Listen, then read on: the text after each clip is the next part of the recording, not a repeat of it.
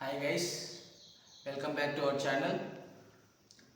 Sri Lanka vs India second test day 2 review.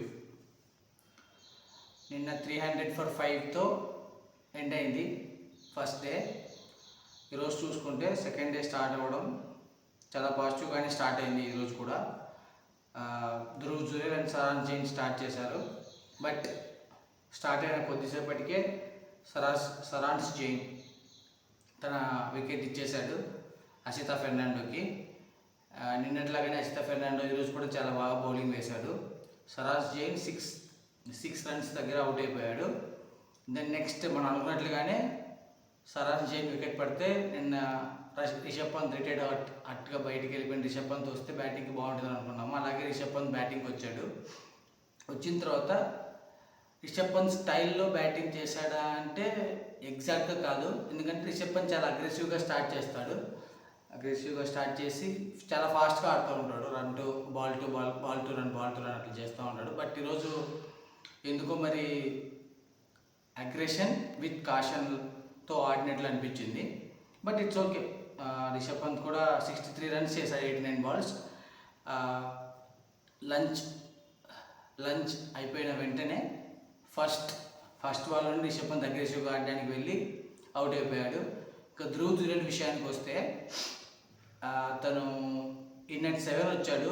Net 7 వచ్చి తన innings చాలా క్లియర్గా, నీట్గా, కూల్గా, కంఫర్టబుల్గా ఆడాడు.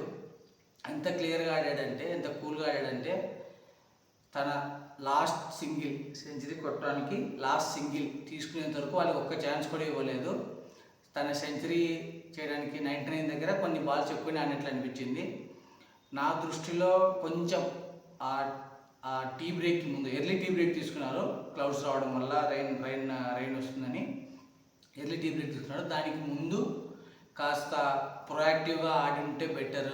కొంచెం ప్రొయాక్టివ్గా ఆడి సెంచరీ చేసేసి ఉంటే బెటర్ అని నా ఫీలింగ్. ఎందుకంటే తర్వాత ఆడేసి డిక్లేర్ చేసేసి ఉంటే తర్వాత కొంచెం మనకి ఎక్కువ టైం వచ్చేది బౌలింగ్ చేయడానికి. నేను మనం అనుకున్నట్లుగానే ఇండియన్ ఇన్నింగ్స్ మనం ఏమనుకున్నాం, నిన్న 450 to 500 మధ్యలో ఉంటే మనకు కొంచెం కుషన్ ఉంటుంది అనుకున్నాం. అలాగే మనం అనుకున్నట్లుగానే 500 దాటిన వెంటనే శుభ్మన్ గిల్ ఇన్నింగ్స్ డిక్లేర్ చేసేసారు.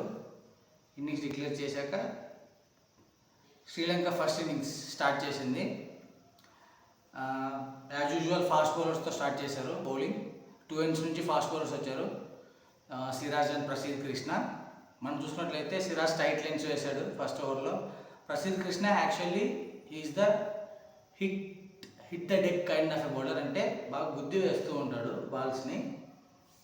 బట్ ఈరోజు చూసుకుంటే మనము ఫుల్ లెన్స్ వేశాడు. ఎందుకంటే కాస్త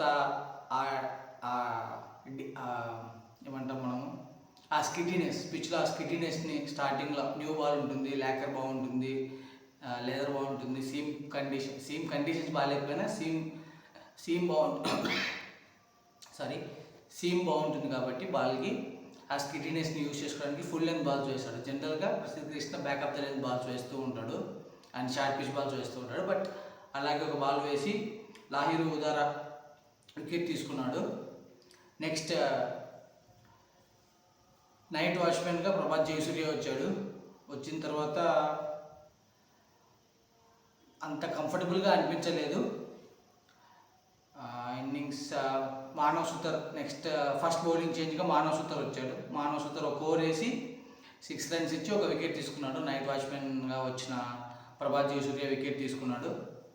సో దాంతో second inning Sri Lanka first innings 8 for 2 in 3 overs second day ముగిసింది. రైన్ ఎఫెక్టెడ్ అయింది. బట్ జస్ట్ 13 to 15 hours మాత్రమే లూజ్ అయ్యాయి ఈరోజు. అండ్ గుర్తుపెట్టుకోండి, రేపు ఎర్లీ స్టార్ట్ ఉంటుంది. To make up the overs that we last today, రేపటి నుంచి ఎర్లీ స్టార్ట్ ఉంటుంది. సో చూద్దాము శ్రీలంక ఫస్ట్ ఇన్నింగ్స్లో ఎంత స్కోర్ చేసుకొని మీరు అనుకుంటున్నారో let me know in the comments. Thank you. Subscribe చేసుకోండి వాళ్ళు ఉంటే సబ్స్క్రైబ్ చేసుకోండి. ఈ వీడియోని లైక్ అండ్ షేర్ చేయండి. ఇలాగే నన్ను సపోర్ట్ చేస్తూ ఉంటారని ఆశిస్తున్నాను.